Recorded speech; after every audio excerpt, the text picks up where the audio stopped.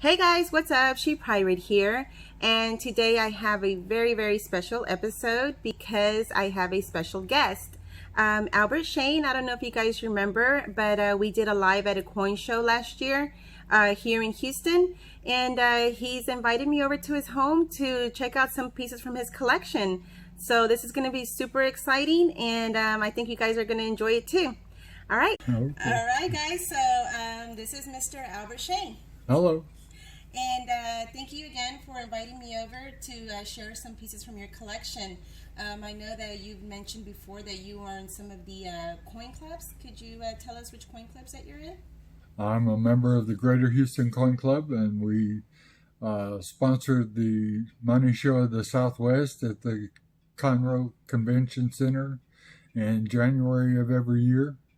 That's coming up on, I believe it's the 19th through the 20th next year. I'm a member of the ANA. I'm a life member of the ANA. I'm a life member of the NRA. We have a member meeting at the Houston Community College every month for the Greater Houston Coin Club. The third Thursday of every month in the Eagle Room at I-10 and the Beltway, if anybody's interested in coming. There's no entry fee to every monthly meeting. The annual membership fee, which you should join, is only $15 a year. It's very cheap. It's very informative. We have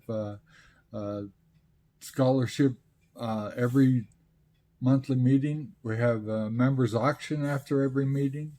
Oh, awesome. So it could be really nice. Yeah, that sounds really interesting. Actually, as you know, I'm a little bit over a year in coin collecting, so any kind of memberships that are affordable, I'd definitely be willing to look into them to join, just because I have a lot to learn. Oh, it's very informative. Yeah, and then I even people that are been in the coin community for a very long time, like yourself, I'm sure that you still have some new information and stuff that you gather along the way as well. I'm always learning. Yeah, definitely. And as you see, you have the new 2020 book, so you're armed. Awesome. And he actually just gifted me this series. It's a 2016 United States coin book. All right, guys. So first, I brought a few pieces from my collection that I want to ask Mr. Shane about. So let's start off with this one. This is a, let me bring it up to the camera, see if, I don't know if it'll come out. But this is one of my walkers that I came to ask him, for his advice as far as, grading. I know that you have to have a membership in order to send any coins off to grading. And then there's different types of memberships that you get that would allow you to send as many coins in. Is that correct? Like with PCGS, is depending on the type of membership that you have, will give you the quantity amount of coins that you can send in at a time. Yeah, there's a type of membership. There's silver, gold, and platinum memberships in PCGS. Mm-hmm. And once you join, you have the ability to send in as many coins as you want to, Mm-hmm. but each of them have different grading levels. Okay. You can send them in to have them graded right away, or you can wait a certain amount of time, and each of these grading levels costs a certain amount. Okay. Or when you first join PCGS, you have you get a voucher to send in 5 coins all at the same time for free. Now, I don't suggest you do that. No, because I've done that twice, and I don't suggest you do it because I haven't had very good luck with that. They don't grade them the same? Like they're a little bit more... No, and the way that they did it for me, they all came back graded the same. The odds of that happening are astronomical. I don't understand how they would do that. Okay, that's what I was thinking when you say you don't recommend to do that. I don't recommend anybody do that. Okay. Free good stuff. Advice. Thank you. You get what you pay for. Mm-hmm. Exactly. So I happen to have the PCGS application right here, if you want to go over this and decide what you want to do with your coins, Okay. after you decide whether or not they're valuable enough to send into for grading. Yeah, I definitely want to determine that today. There's probably like 10 different ways you can send them into PCGS. Okay. In my opinion, PCGS is great for silver coins, but it's also my opinion that gold coins look better if they're graded by NGC. Oh, okay. It just looks better in the holder. Okay. That's my own opinion. I don't want to influence you on how you do your coins, but that's just my opinion. That's the first time that I hear that. I was they actually just look better in an NGC holder. Okay. Especially the newest generation NGC holder, where you've got legs holding the coin in the holder instead of being solid. The solid holder. Solid. Like for example, I have these coins right here. You can see this is an NGC holder where the coin is solidly held by the holder all the way around. Yes. Wow, this is a beautiful coin too. Well, that's a Proof 70 graded Edison commemorative. And the PCGS holders are the PCGS holder, the coin. So let's show it. Let's show the difference. See, this one's a modern. Yeah, see, and they're clear. They see the different. I see what you mean, because for the same reason that I like the This is the latest generation PCGS holder, whereas the coin is not held all the way around. It's held by 3 legs in the holder, so you can actually see the edge of the coin at the same time. Right. And not with this slab. You can't see the edges. With the earlier generation NGC holder, you can't see the coin's edge at all. Okay. Yeah, and that's kind of where I'm at with the capsules. I thought I had brought one, but so there's capsules like this that have like the PCGS. That's called the snap type. And then there's the capsules that has the black trim. The capsules that have the black trim on these sides. And I like those better for the same reason, because it makes the coin pop. All right, Albert. So what I'm going to do is I'm going to, I put the scope over on his side, because that way he can drive it as far as, the details of each coin and what he wants to see to, just to give me the advice, if it's worth, sending off for slabbing or not. So this first one is a 1935 half dollar. And that is, most of these were gifted to me by It's Me Brian too. I will be posting his link down below, guys. Go and check him out. He has awesome content and does giveaways actually he's going to do giveaways once a month for the mega pack.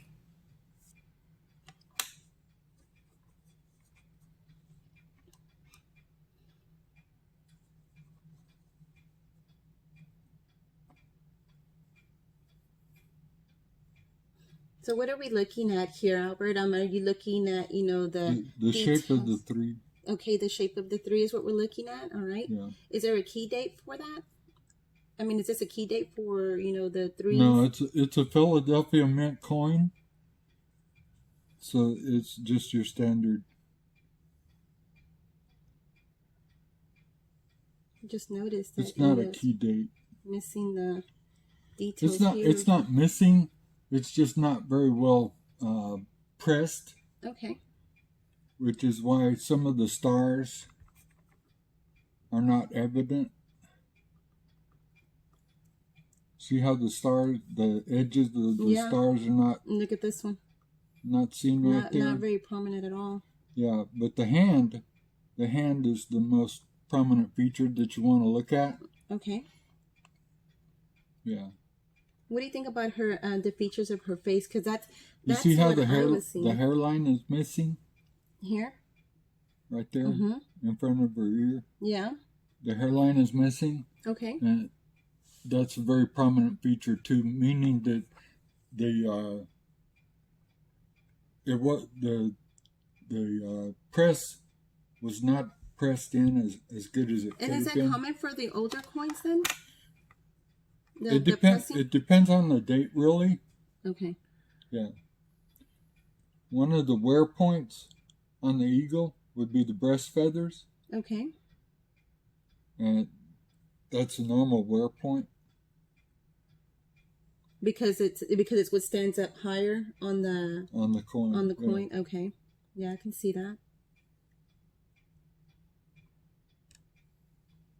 All right, guys. Here we're looking at the reverse of this coin.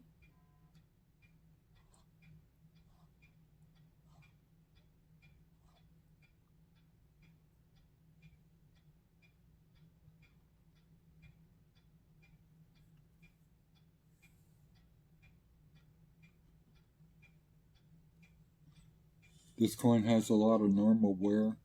It would probably grade about a 35 to 40. Oh, yeah, we definitely don't want to send it in for slabbing. No, you wouldn't want to send this coin in. Okay. All right, let's check out this one. Now I'm going to hand him a 1942 half. Yeah, same thing here with the... See how the hand is better formed on this one? Yeah. But the wear is still evident. Yeah. Very.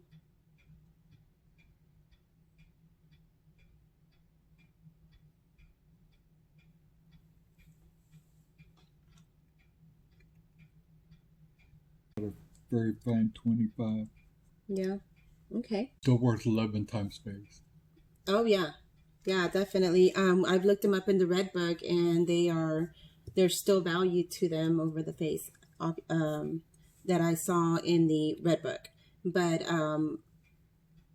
for example, you said, like a fine 25, so you would see the suggested price in the book under that category. The red book would be high retail.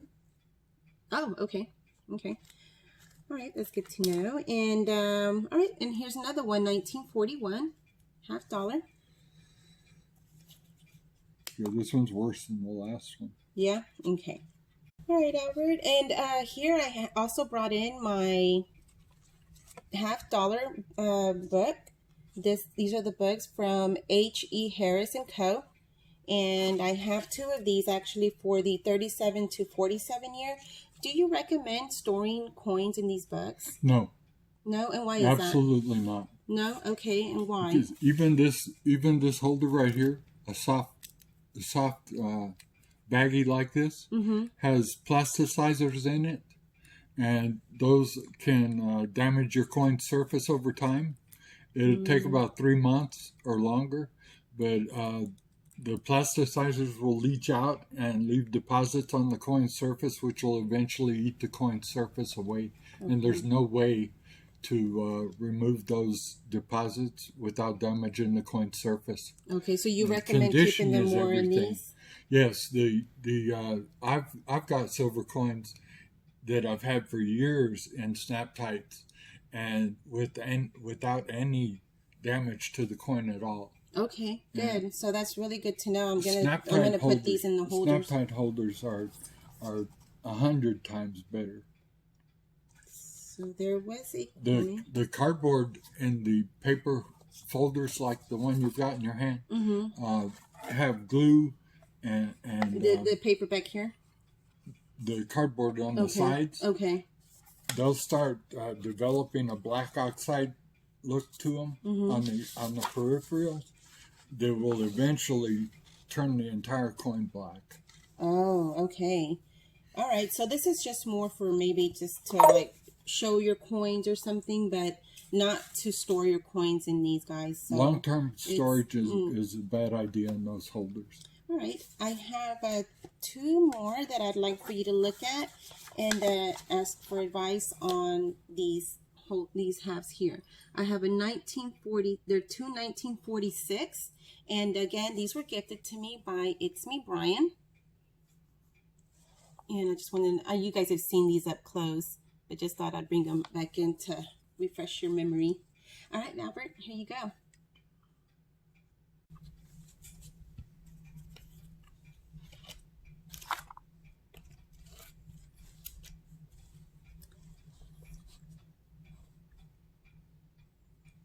All right, so here we're going to start with the reverse of this the first one?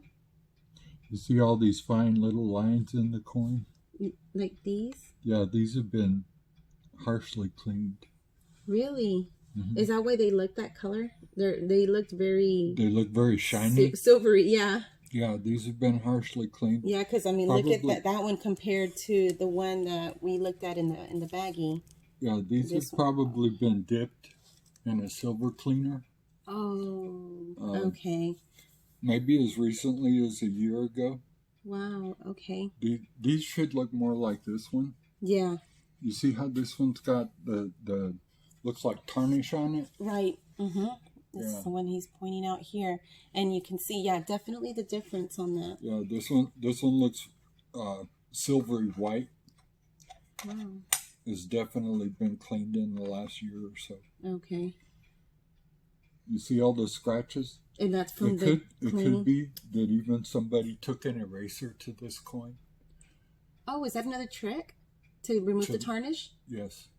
Now, I did hear on a video on YouTube that there was a point where collectors were encouraged to clean their coins. Why is that? About 50 years ago, people liked bright white coins. Okay. You know? So it wasn't for value purpose. It was just because of the look.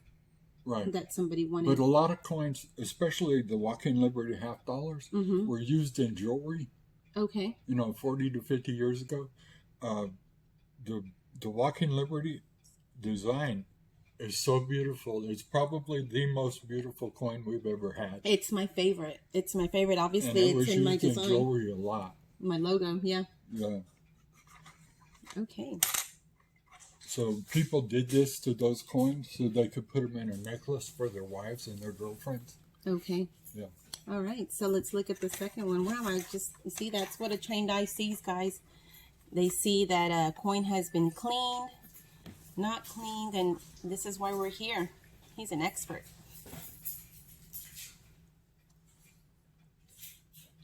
All right, here we're looking at the second one, and this one, do you think that this one has been cleaned too? Because it looks like this one's been buried. Oh, so maybe one of our metal detector friends found this one. Yeah, you see the pitting? Mm-hmm. Like especially there? In the face. Oh, okay. So in the ground does that too to the coins? Yes. The acids in the ground would eat away the metal in the surface. Okay. And cause these pits. See how the pits are irregularly shaped? A coin banging against another coin in a bag would leave like scrapes and dents, but it wouldn't eat away the metal like that. Oh, okay. So this is more than likely was in the ground. All right.